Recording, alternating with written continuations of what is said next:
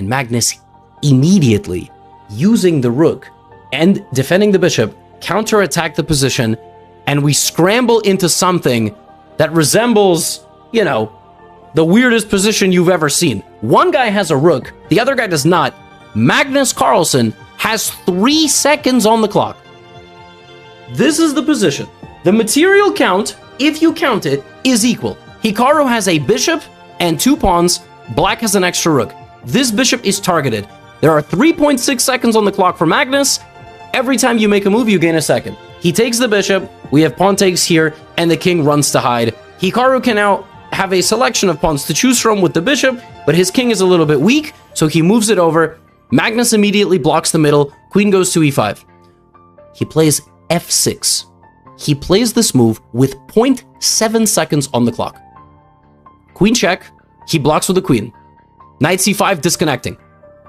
Magnus has 2.5 seconds. He finds the only move. Knight back to e7. Hitting the queen, defended by the queen. Queen e4. He finds, again, the only move. Knight to g6. Blocking the attack on the pawn. The bishop goes to d5. It's very clear white is moments away from knocking on the door. Most people here blunder. They see the threats, they play rook to b8, blundering into a fork. And if you don't defend the pawn, you're going to lose this pawn and then get mated. With 3 seconds on the clock, Magnus finds the best move in 0.4 seconds. f5.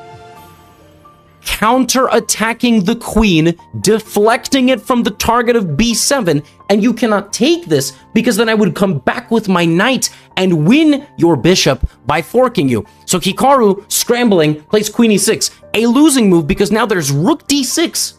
Tough to see that. Magnus trades, breathes a sigh of relief, and now goes to work in an endgame, but he's the only one on the board with a rook. A rook is the best type of endgame piece on a board like this. He's going to start grabbing some pawns pretty soon. He's going to start bothering those queenside pawns. Hikaru tries to push those pawns out of danger, but he's walking them to their death. Knight d7, and now both guys have about 5-6 seconds on the clock. King goes back to e8. Knight c5, the pawns are falling, and within a few moves, Magnus consolidates the position, kicks the knight out of the position completely, goes after the bishop, and once he's going to pick it up, the rook swings over, the queenside pawns are going to fall.